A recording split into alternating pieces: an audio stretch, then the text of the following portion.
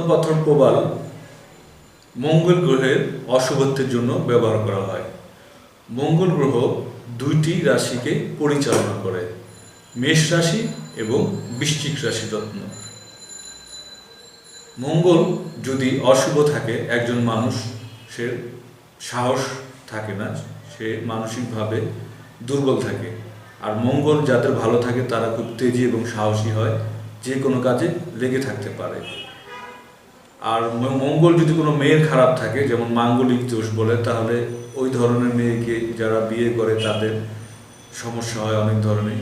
যাই হোক, মাঙ্গলিক বিষয় নিয়ে অনেক আলোচনা আছে, অ্যাস্ট্রোলজির অনেক আলোচনা আছে। মঙ্গল খারাপ থাকলেই মানুষ মাঙ্গলিক দোষ বলে মেয়েদের।